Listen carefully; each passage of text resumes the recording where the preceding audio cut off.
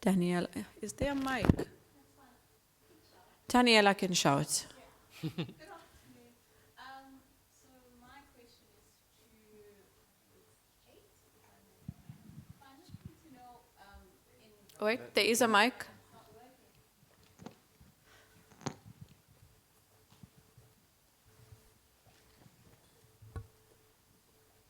Yeah. Front. Thanks. So this is to Kate. I'm just thinking, in the filming, if you had possibly considered enlisting some of the beneficiaries in the filming, and more thinking of just like a skills development, but also being part of the filming, the editing processes of the film. And then my second question is maybe just some key ethical considerations with regards to telling people's stories, other than the interviewing process. But are they key things, maybe from an Indigenous point of view, even in the editing? I've sat with someone who had a documentary, and they talked about during the editing they had particular spiritual practices they had to do when they were playing back the audio. So they wouldn't just play it, and how they conducted themselves as they were listening to those oral histories was also important, you know. Even in the editing room, no one's just laughing and just acting very casually. So just to think about that our behaviors and attitudes is not just during, you know, collecting the stories, but even after and as we work with the editing processes. Yeah, I had tons of notes that I never got to. The flashing light there was a little disconcerting. Yeah, the whole project, start to finish, we had ceremony before we even began the conversations. There was a blessing ceremony. Every person was engaged with tobacco and gifting. It was very, very purposeful. Every step, every process, every conversation. I've stayed in contact with every single, like, I will send them all a gift from this trip to Greece saying, hey, this is where your resource was shared. You came with me on this trip pretty much, so here I'm bringing you something back. And so not all of the knowledge keepers who were interviewed in the interview phase were filmed, because some aren't comfortable with being in front of a camera, but they were okay with their words being shared by others. Everyone was kept in the loop the whole way through the process.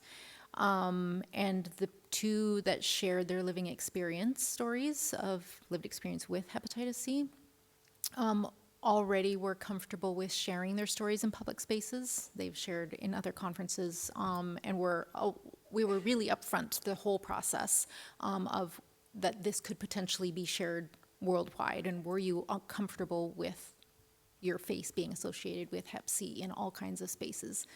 And they knew that if they weren't, we would stop and take that out. So really lots and lots of conversation about that, and building that relationship, making sure they were comfortable with that, being really purposeful about how it was framed and shaped. The film was screened with every single person who was any way, shape, or form involved with it very carefully before it went anywhere in public, to make sure they were all okay with how they looked, how they sounded, how their part of it was part of the fuller picture.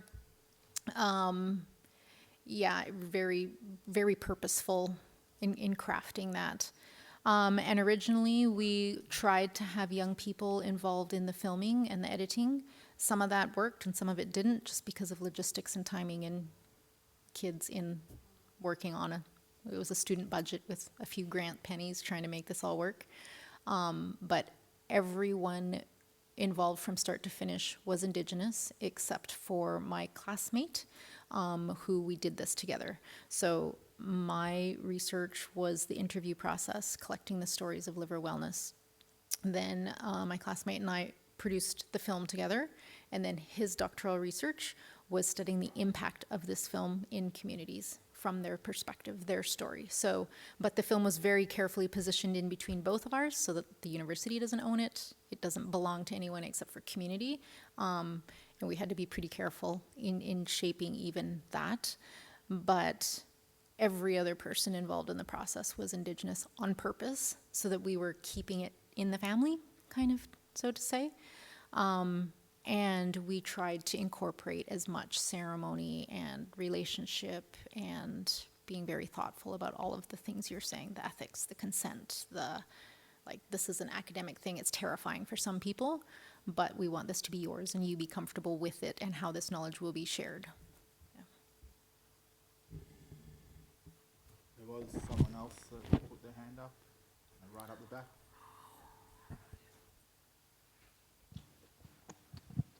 Hi, I have a question for Tyler. I found that experience very interesting and very relevant to what we're going through in Canada. I have a question about the legislation. I think you acknowledged it wasn't ideal. It wasn't exactly what you wanted. And I'm wondering if, obviously it was that or nothing, so you had to get something in. Did you have any challenges convincing harm reduction advocates that this is something that they should support? And if so, how did you handle that?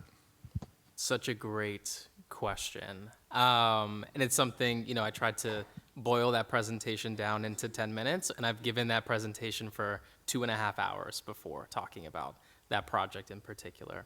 I think the authenticity of having community with us in that process, I think if you look at the landscape of needle exchange and how these policies have been passed before in the United States, it's really about community activism, where you think about New York, you think about the Northeast and California, community activists, going up and setting up a needle exchange on a corner, waiting to get arrested and, throwing needles at cops sort of thing, right?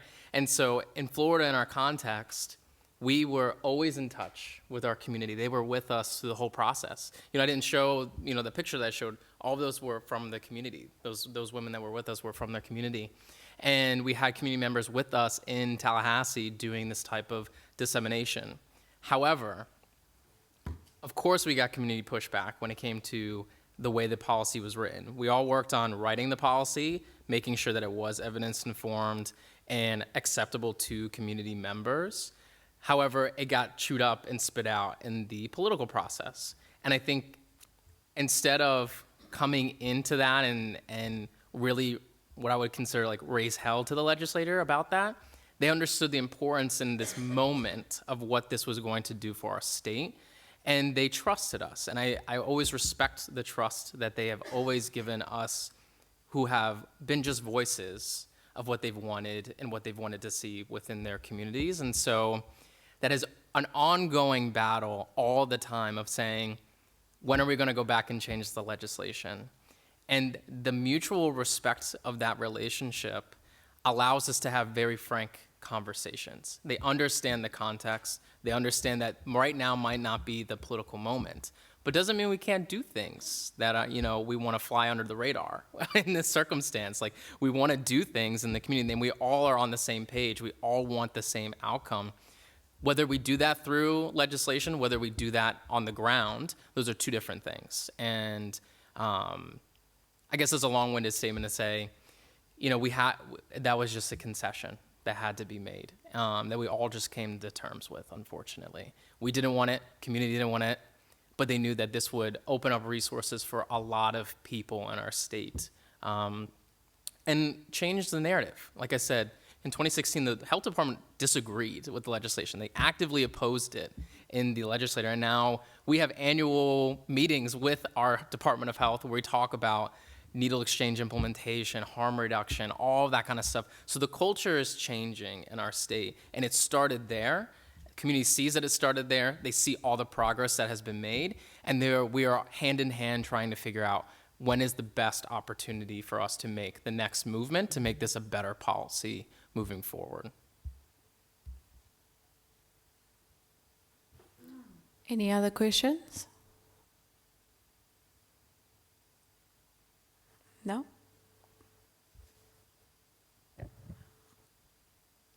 Okay, great. Thank you, everybody. Thanks for your presentations.